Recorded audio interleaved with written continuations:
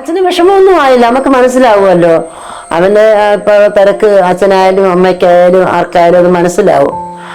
വിഷമമൊന്നും ഉണ്ടായിട്ടില്ല. നമുക്കറിയാം, നമ്മൾ കണ്ടതല്ലേ അത്രയും ജനങ്ങളെ. വീട്ടിൽ ചെന്ന് ഫസ്റ്റിലെ ഫോൺ എടുത്ത് ആദ്യം വിളിക്കുന്നത് തന്നെ ഞങ്ങളെ രണ്ടുപേരെയാ. സത്യം പറഞ്ഞാൽ അവന് വിഷമമായിരുന്നു ഇറങ്ങാൻ പറ്റാതില്ല. അപ്പം നമ്മളത് അക്സെപ്റ്റ് ചെയ്തേ പറ്റത്തുള്ളൂ. കാരണം ആ ഒരു 10-10:30 ആയപ്പോഴത്തേന് വന്ന് വിശക്കുന്നേന്നും പറഞ്ഞാൽ വന്നത് തന്നെ. അപ്പൊ ഞാൻ പറഞ്ഞു പഴകഞ്ഞി ഇരിപ്പുണ്ട്, പഴകഞ്ഞി കുടിച്ചു, സന്തോഷമായിട്ട് പോയി. അങ്ങനെ ആരും തെറ്റിദ്ധരിക്കരുത്. ഞങ്ങളോട് ഏറ്റവും വളരെ ഇഷ്ടപ്പെട്ട ഒരു മോനെ ഞങ്ങൾക്ക് ഒരു വിധത്തിലും അവൻ ഇറങ്ങി ഞങ്ങളുടെ അടുത്തോട്ട് വരാൻ പറ്റാത്ത ഒരു സാഹചര്യം ആയതുകൊണ്ടാണ് ഇറങ്ങി വരാഞ്ഞത്. ജോലി ചേട്ടനുമായിട്ട് അവൻ പരിചയപ്പെട്ട നാള് മുതൽ ഇന്ന് വരെ ഒരു ചേട്ടനും അനിയനും എന്നുള്ള ഒരു ഫ്രണ്ട്ഷിപ്പ്, ആ ഒരു ബന്ധമാണ്, ഒരു സഹോദര ബന്ധമാണ്. അതൊരു ആത്മബന്ധമാണെന്ന് നമുക്ക് തോന്നിപ്പോവും. ഭയങ്കര സ്നേഹമാണ്, ഭയങ്കര സ്നേഹം. ഒരു അമ്മയുടെ മക്കളായിട്ടാണ് പലപ്പോഴും എനിക്ക് തോന്നാറുള്ളത്. എന്റെ മോന് തന്നെ ചോദിച്ചു, അമ്മ ഈ ബിഗ് ബോസ് എന്ന് പറയുന്ന പരിപാടി ഇത്രയ്ക്കും ജനപ്രേക്ഷകർ ഉൾക്കൊള്ളുമോ എന്ന് ചോദിച്ചു. അത്രയും അവനും അറിഞ്ഞില്ല ഇത്രയും അവനെ സ്വീകരിക്കാൻ വന്ന് നിൽക്കുമെന്നുള്ളത്. ഒരിക്കലും പ്രതീക്ഷിച്ചില്ല ഇത്രയും തിരക്കുണ്ടാവുമെന്ന്.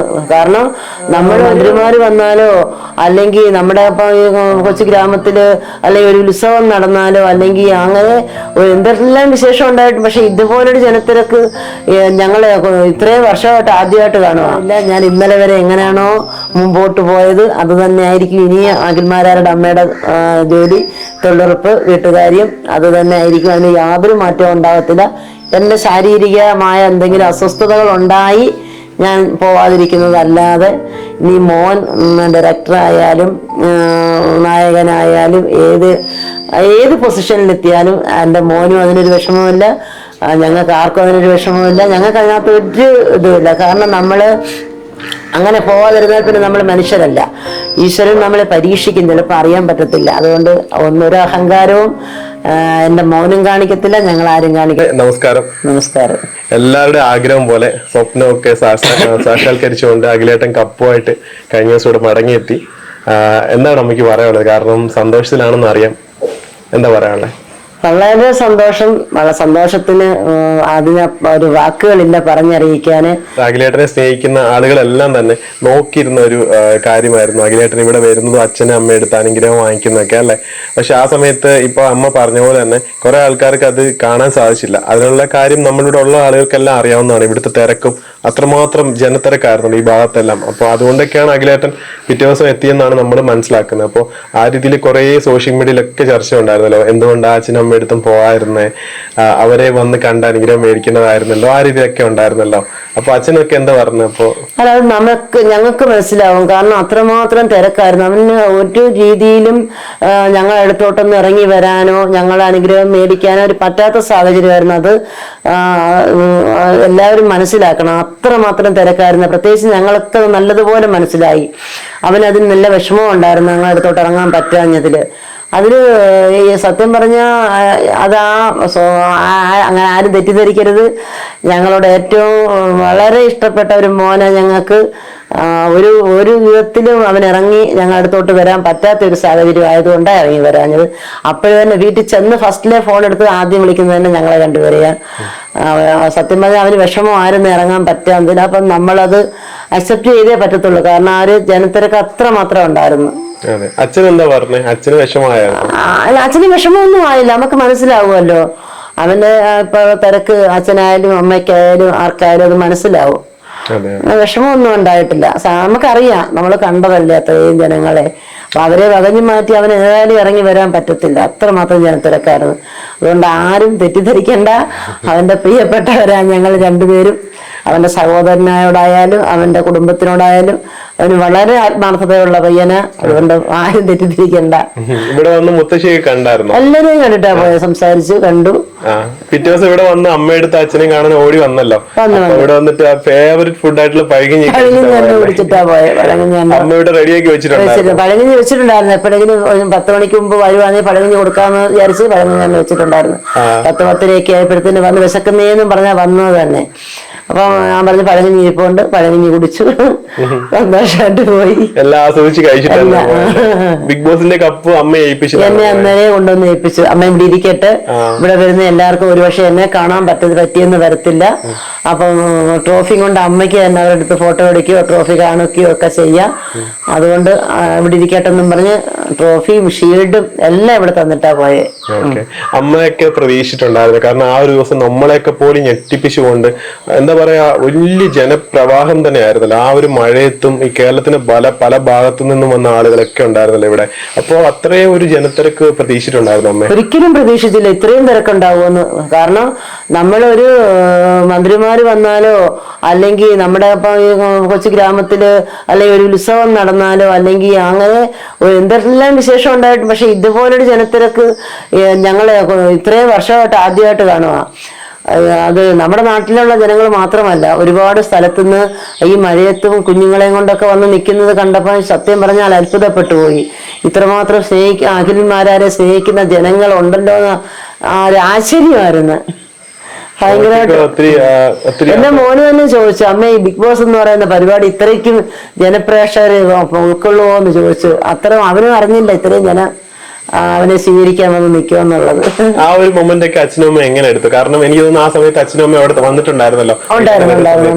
അപ്പൊ ആ ഇത്രയും ആളുകളൊക്കെ അഖിലേട്ടനെ ഒരു നോക്ക് കാണാൻ, അയ്യോ അത് പറഞ്ഞറിയിക്കാൻ പറ്റത്തില്ല. ആ ഒരു നിമിഷത്തെ പറ്റി നമുക്ക് സന്തോഷമാണോ അഭിമാനമാണോ, ജനങ്ങളോടൊക്കെ എന്തോ പറയും, അവരോട് ഒന്ന് അതൊരു ആ ഫീൽ ഒരു വല്ലാത്ത ഫീലായി പോയി.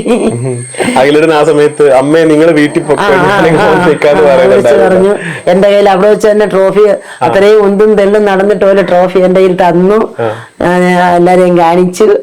പുതിയ സിനിമ അദ്ദേഹം ചെയ്യാൻ പോവാണല്ലോ, ആ സിനിമയുടെ പേര് ഓമന എന്നാണ് ഇട്ടേക്കുന്നത്. അപ്പൊ അതും അഖിലേട്ടന്റെ കുടുംബമായിട്ട് ബന്ധം എന്താണ് അമ്മ, അത് എന്ന് പറയാമോ? ആ പേരിട്ടതിൽ എനിക്ക് അമ്മയുടെ പേരെന്താ? എന്റെ പേര് അമ്മിണിയമ്മ. അമ്മിണിയമ്മ. അപ്പൊ അതായിട്ട് എന്തെങ്കിലും അവന് പക്ഷെ അമ്മയെ പോലെ സ്നേഹിക്കുന്ന ഒരു പടമായിരിക്കും, അതുകൊണ്ടായിരിക്കും അമ്മനെന്ന് ഇട്ടത്. ഓക്കെ. ഇനിയിപ്പം എന്താ പറയാ, ഇനിയിപ്പം അഖിലേട്ടനെ പിടിച്ചാൽ കിട്ടത്തില്ലെന്നാണ് എല്ലാവരും പറയുന്നത്. കാരണം ഇനിയൊരു ഡയറക്ടർ മാത്രമല്ല, ഒരു നല്ലൊരു നടനും, അത് നേരത്തെ തെളിയിച്ച കാര്യമാണ്. പക്ഷെ ഇപ്പം എല്ലാ മേഖലയിലും കഴിവ് തെളിയിച്ചല്ലോ. അപ്പൊ ഇനി അദ്ദേഹം ഒരു നടനും മികച്ച നടനുമായി മാറും. ആ ഒരു സിനിമയില് ബിഗ് സ്ക്രീനിൽ നമുക്ക് നടനായിട്ട് അദ്ദേഹത്തെ കാണണം എന്നാണ് അദ്ദേഹത്തെ സ്നേഹിക്കുന്നവരെല്ലാം പറയുന്നത്. അപ്പൊ അമ്മ അങ്ങനെ അത് പ്രതീക്ഷിക്കുന്നുണ്ടോ? പ്രതീക്ഷിക്കുന്നു, അങ്ങനെ വരും. കാരണം ആ ഒരു ഡയറക്ടേഴ്സ് എല്ലാം നായകനായിട്ട് പടം എടുക്കുന്ന കാര്യമൊക്കെ ഓൾറെഡി അവൻ അവിടെ തന്നെ എല്ലാവരെയും അറിയിച്ചിട്ടുണ്ട്. അങ്ങനെ തന്നെ വരുമെന്നാണ് വിശ്വാസം. അവന് ഈ അഭിനയിക്കുന്നതോട് അത്ര താല്പര്യം ഇല്ല, ഡയറക്ടർ ആയാൽ മതി എന്നുള്ള താല്പര്യമാണ്. പക്ഷെ ഇപ്പം അത് ഇവര് അവരുടെ നിർബന്ധം ഉണ്ടെന്ന് ഇങ്ങനെ പറഞ്ഞു. അപ്പൊ അതുപോലെ തന്നെ ഈ ജോജി ചേട്ടനുമായിട്ടുള്ള ഒരു ബന്ധം, അദ്ദേഹത്തിന്റെ വാഹനത്തിലാണ് ജോജി ചേട്ടന്റെ വീട്ടിലേക്ക് എയർപോർട്ടിൽ നിന്ന് പോകുന്നത്. അതുപോലെ തന്നെ ഈ കൊട്ടാരക്കരയിലോട്ട് വരുന്നതും അദ്ദേഹത്തിന് ജോജി ചേട്ടന്റെ വണ്ടിയിലാണല്ലോ, റേഞ്ച് റോവറിലും അതുപോലെ തന്നെ ഡിഫൻഡറിലും. അപ്പൊ അവർ തമ്മിലുള്ള സ്നേഹമൊക്കെ നമ്മൾ കണ്ടാണ്. നേരിട്ട് എയർപോർട്ടിൽ നേരിട്ട് പോകുന്ന ജോജി ചേട്ടന്റെ വീട്ടിലൊക്കെയാണ്. നേരത്തെ ഇങ്ങനെ തന്നെയാണ് ജോജി ചേട്ടനോട് ഇത്ര ഒരു ആത്മബന്ധം? ജോജി ചേട്ടനുമായിട്ട് അവൻ പരിചയപ്പെട്ട നാള് മുതൽ ഇന്ന് വരെ ഒരു ചേട്ടനും അനിയനും എന്നുള്ള ഒരു ആ ഒരു ബന്ധമാണ്, ഒരു സഹോദര ബന്ധമാണ്. അതൊരു ആത്മബന്ധമാണെന്ന് നമുക്ക് തോന്നിപ്പോവും. ഭയങ്കര സ്നേഹമാണ്, ഭയങ്കര സ്നേഹം. അവര് ഒരു അമ്മയുടെ മക്കളായിട്ട് പലപ്പോഴും എനിക്ക് തോന്നാറുള്ളത്. ഓക്കെ. അമ്മ എന്താ പറയാ, തൊഴിലുറപ്പ് ജോലിയൊക്കെ ചെയ്യുന്ന ആളാണ് നമുക്കറിയാം. നേരത്തെ ഈ ഷോ തുടങ്ങുന്ന സമയത്ത് നമ്മളോട് വന്നപ്പോ കണ്ടിട്ടുണ്ട്. അപ്പൊ ഇനിയിപ്പോ അമ്മ അതൊക്കെ ചെയ്യുമെന്നാണ് എല്ലാവരും ചോദിക്കുന്നത്. എന്താ പറയാനുള്ളത്? ഉറപ്പായിട്ടും എനിക്ക് ശനിയാഴ്ച ജോലിയുണ്ട്. ഞാൻ ശനിയാഴ്ച തന്നെ ജോലിക്ക് ഇറങ്ങും. ഒരു പ്രശ്നവുമില്ല. ഞാൻ ഇന്നലെ വരെ എങ്ങനെയാണോ മുമ്പോട്ട് പോയത് അത് തന്നെ ആയിരിക്കും ഇനി അഖിൽമാരാരുടെ അമ്മയുടെ ജോലി, തൊഴിലുറപ്പ്, വീട്ടുകാര്യം അത് തന്നെ ആയിരിക്കും. അതിന് യാതൊരു മാറ്റവും ഉണ്ടാകത്തില്ല. എൻ്റെ ശാരീരികമായ എന്തെങ്കിലും അസ്വസ്ഥതകൾ ഉണ്ടായി ഞാൻ പോവാതിരിക്കുന്നതല്ലാതെ നീ മോൻ ഡയറക്ടറായാലും നായകനായാലും ഏത് പൊസിഷനിലെത്തിയാലും എൻ്റെ മോനും അതിനൊരു വിഷമമില്ല, ഞങ്ങൾക്ക് ആർക്കും അതിനൊരു വിഷമമില്ല. ഞങ്ങൾക്ക് അതിനകത്ത് ഒരു ഇതുമില്ല. കാരണം നമ്മള് അങ്ങനെ പോവാതിരുന്നാൽ പിന്നെ നമ്മൾ മനുഷ്യരല്ല. ഈശ്വരൻ നമ്മളെ പരീക്ഷിക്കും, ചിലപ്പോൾ അറിയാൻ പറ്റത്തില്ല. അതുകൊണ്ട് ഒന്നൊരു അഹങ്കാരവും എന്റെ മോനും കാണിക്കത്തില്ല, ഞങ്ങൾ ആരും കാണിക്കത്തില്ല. എങ്ങനെ ഇത്രയും സിമ്പിൾ ആവാൻ പറ്റുന്ന? അഖിലേട്ടനാണെങ്കിൽ പോലും കുടുംബത്തിനാണെങ്കിൽ പോലും ഇത്രയും സിമ്പിൾ ആയിട്ട്, കാരണം ഇത്രയും വലിയൊരു പൊസിഷനിലെത്തി, ഇത്രയും വലിയ സ്ഥാനത്തെത്തി മകൻ, അവർക്ക് അമ്മയ്ക്കൊക്കെ വേണമെങ്കിൽ അത്രയോ ലക്ഷറി ലൈഫൊക്കെ നയിക്കാമല്ലോ. പക്ഷെ ഇപ്പോഴും അമ്മയൊക്കെ ചിന്തിക്കുന്ന ആ നേരത്തെ എങ്ങനെയാണോ അതുപോലെ ജീവിച്ചു പോകണം എന്നാണല്ലോ. എങ്ങനെ ഇത്ര സിമ്പിൾ ആവാൻ പറ്റുന്ന എല്ലാവർക്കും? അതിനപ്പുറം നമുക്ക് മാറാൻ പറ്റത്തില്ല. കാരണം നമ്മൾ നമ്മളായിട്ടല്ലേ ജീവിക്കാൻ പറ്റത്തുള്ളൂ. നമ്മൾ വേറൊരാളായിട്ട് എങ്ങനെ മാറാൻ പറ്റും? അതൊക്കെ ഒരു നിമിഷ നേരത്തേക്ക് അങ്ങനെയൊക്കെ കാണിച്ചാലും നിൽക്കത്തുള്ളൂ. ഇതാകുമ്പോ എന്നും നിലനിൽക്കും. അഖിലേട്ടന്റെ വൈഫ് രാജലക്ഷ്മി ചേച്ചി അതുപോലെ തന്നെ പിള്ളേരൊക്കെ എന്നാ പറയുന്നത്? അവരെല്ലാം വളരെ സന്തോഷം. പിള്ളേരൊക്കെ ആണെങ്കിൽ എന്തോ അവര് സന്തോഷം കൊണ്ട് മതിമറന്ന് നിൽക്കുക. അച്ഛൻ്റെ കൂടെ എറണാകുളത്ത് തന്നെ നിക്കത്തുള്ളൂ എന്നൊക്കെയാ പറയുന്നത്. അവര് അച്ഛനെ പിന്നെ ഒന്നാമത് നിക്കത്തില്ല. അപ്പൊ അച്ഛൻ ഇനി കൊണ്ടുപോകാതിരിക്കാൻ ഒരു വഴിയില്ല, കൊണ്ടുപോയേ പറ്റത്തുള്ളൂ. അച്ഛനും അമ്മയൊക്കെ കരഞ്ഞുകൊണ്ട് വന്ന സമയത്ത് കെട്ടിപ്പിടിക്കുന്നുണ്ടല്ലോ അല്ലേ? അതൊക്കെ നമുക്ക് കാണുമ്പോൾ കണ്ണു നിറയുന്ന നിമിഷങ്ങളായിരുന്നു അതൊക്കെ. അത് കാരണം വെച്ചാ ഒരു സ്നേഹമുള്ള അച്ഛനും അമ്മയൊക്കെയാ. അപ്പൊ അവർക്കും പെട്ടെന്ന് ഇത് കാണുമ്പോ സ്നേഹം കൊണ്ടുള്ള കണ്ണുനീരാതല്ല.